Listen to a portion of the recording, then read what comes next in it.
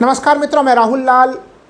आज चतुर्थ चरण के चुनाव संपन्न हो चुके हैं और हम लोग चर्चा कर रहे हैं उत्तर प्रदेश के बेहद hot seat Kheri Lok Sabha seat, जहां से गृह राज्य मंत्री अजय मिश्र टेनी चुनाव लड़ रहे हैं। जी हां, वही गृह राज्य मंत्री अजय मिश्र टेनी जो तिकोनिया कांड के कारण पूरे देश भर में चर्चा के केंद्र में आ गए थे, जिनके थार गाड़ी ने किसानों को कुचल दिया था। हालांकि 2022 के विधानसभा चुनाव में अजय मिश्र टेनी के कारण भारतीय जनता पार्टी को कोई नुकसान नहीं सहना पड़ा था, लेकिन पिछले 2 वर्षों में उत्तर प्रदेश के राजनीतिक परिस्थितियां कितनी बदल गई हैं, वो आज हम लोग इस जगह पे समझेंगे कि आखिर अजय मिश्र टेनी क्या कर सकते हैं, उनकी जीतने की कितनी संभावना है।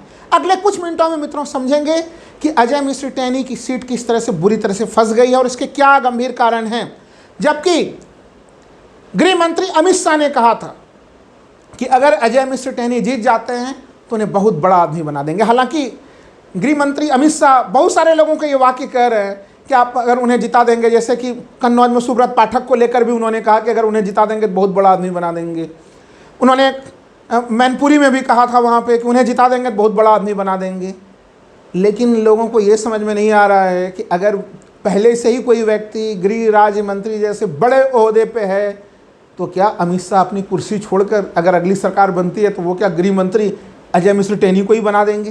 हालांकि इन मामलों से इतर अगर मैं कहूं कि क्या परिस्थितियां हैं खीरी लोकसभा सीट की अजय मिश्र टेनी की, तो इसके लिए हम लोगों को सबसे पहले जानना पड़ेगा कि वहां से समाजवादी पार्टी ने अपना उम्मीदवार किसे बनाया है। और वहां से हैं उत्कर्ष वर्मा।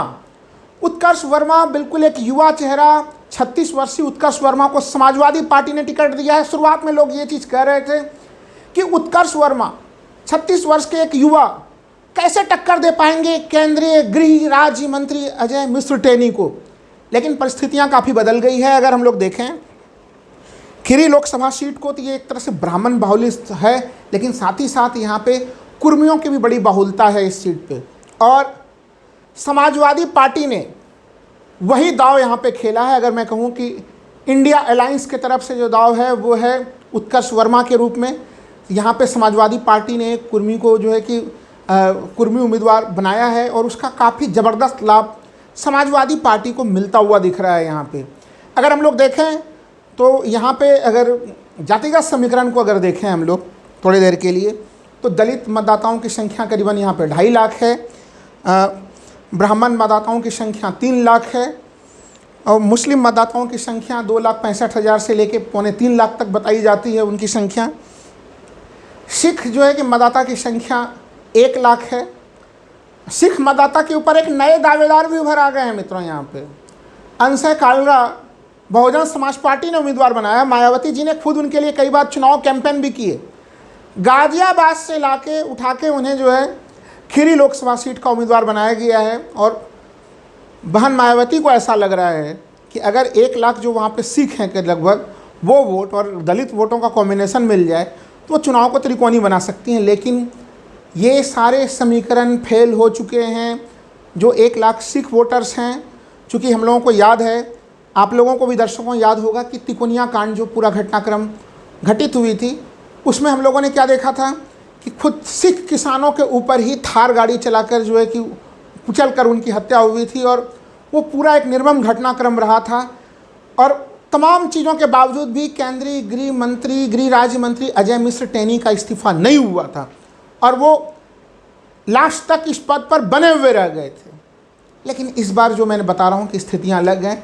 सिख समुदाय का पूरा जो वोट है 1 लाख, वो कालरा को नहीं जा रहा है। बहुजन समाज पार्टी के जो प्रत्याशी हैं वह वोट भी पूरी तरह से गोलबंद होकर समाजवादी पार्टी के खेमे में जाता हुआ दिख रहा है। तो अगर समाजवादी पार्टी के वोट बैंक को देखें यहाँ पे अगर हम लोग, तो कुर्मी जो काफ़ी बड़ी संख्या में है यहाँ पे कुर्मी वोटर्स वो समाजवादी पार्टी के पास है। ध्यान हो कि बहुत सारे लोग ये चीज़ कह रहे हैं कि यहाँ पे 2 बार से जो है अजय मिश्र टेनी 2 बार ये वो अब हैट्रिक लगाने के लिए चुनाव के मैदान में थे। लेकिन ध्यान रहे अजय मिश्र टेनी एक तो मिलनसार स्वभाव के नहीं हैं, शांत सौम्य स्वभाव के नहीं है। कोई अगर उनसे प्रश्न पूछता है तो वो कहते हैं मैं थप्पड़ लगा दूंगा, मैं डांट लगा दूंगा। राजनीति में इस प्रकार के परसेप्शन लोगों के बीच में काफ़ी उनके उनके प्रति जो खुद बीजेपी के भीतर भी काफ़ी ज़बरदस्त नाराज़गी है, यही कारण है। बीजेपी के भीतर नाराज़गी है। अगर यहाँ पे मैं बात करूँ, खीरी लोकसभा में 5 विधानसभा जो है कि शामिल हैं उसमें। एक तो खीरी सदर, दूसरा गोला गोकर्णनाथ, तीसरा पलिया चौथा श्रीनगर, 5वां निघासन। इसमें से 3 विधायक, जी हाँ 3 विधायक बिल्कुल खुल के एक तरह से वो तमाम मामलों में उनकी नाराज़गी खुल्लम खुल्ला आई है। वो पूरे चुनाव प्रचार में कहीं न कहीं अनुपस्थित रहे। और 2 विधायकों के बारे में माना जाता है कि वो सामने से ज़रूर भारतीय जनता पार्टी के लिए बैटिंग करते दिखे, लेकिन पर्दे के पीछे से वो भी अपने ही पार्टी के भीतर भीतराघात कर रहे थे। 3 विधायक जो है उसमें गोला गोकर्णनाथ के एक विधायक का नाम आ रहा है उसमें, फिर पलिया से जो विधायक हैं रोमा साहनी उनका नाम है, और निघासन से जो विधायक हैं शशांक वर्मा उनका नाम है। ये तो 3 का काफ़ी हद तक कह लीजिए ओपन नाम है। और जो 2 विधायक हैं उनका भी सहयोग नहीं मिल पाया है अजय मिश्र टेनी को। अजय मिश्र टेनी ने इस पूरे मामले को अमित शाह के समक्ष उठाया था। अमित शाह ने तमाम 5 विधायकों को जो है कि सामने में रखा था। उन सबों को जो है कि पूरा दबाव डाला गया था कि आप लोग एक टीम वर्क के साथ काम कीजिए, लेकिन यह तमाम प्रयास यहाँ पे विफल हो गए। तो देखिए कहाँ कहाँ से संकट है अजय मिश्र टेनी को। जबकि अगर हम लोग दूसरी तरफ देखें, जो उत्कर्ष वर्मा है युवा उम्मीदवार, उनके तरफ उनकी तमाम तरह के चीज़ों को देखें तो उन्होंने चुनाव काफ़ी शानदार ढंग से लड़ा। भारतीय जनता पार्टी के परंपरागत वोटर्स कुर्मी समुदाय को तोड़ने में सीधे सीधे सफल रहे। यह समुदाय पिछले चुनावों तक भारतीय जनता पार्टी को प्रबलता के साथ वोट देता हुआ रहा था।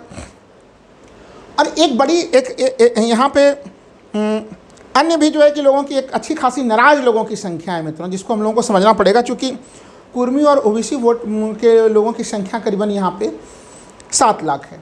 अब महत्वपूर्ण पॉइंट, 2.5 लाख जो दलित मतदाता हैं, क्या वो 2.5 लाख दलित मतदाता सीधे सीधे बहुजन समाज पार्टी की तरफ चले गए हैं? देखिए, जो गैर जाटव दलित मतदाता हैं उनका एक बड़ा हिस्सा कहीं न कहीं समाजवादी पार्टी के खेमे में आया है, नंबर 1।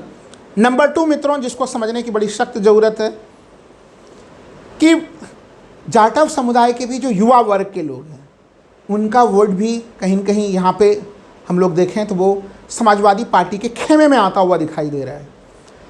तो दलित वोटर्स में शंदमारी करने में उत्कर्ष वर्मा कहीं न कहीं जो है कि वो सफल हो रहे हैं, उस जगह पे उनकी सफलता दिख रही है।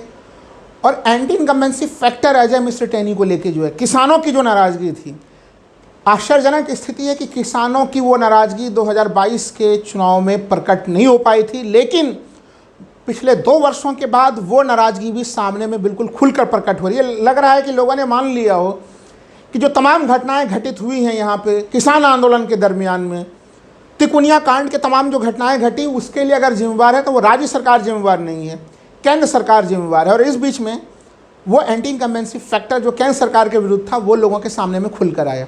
यहाँ के चुनावी मुद्दों के अंतर्गत अगर हम लोग बातचीत करें तो वहाँ पे महंगाई का मामला रहा, बेरोजगारी का मामला रहा, ये सब तमाम मामले रहे।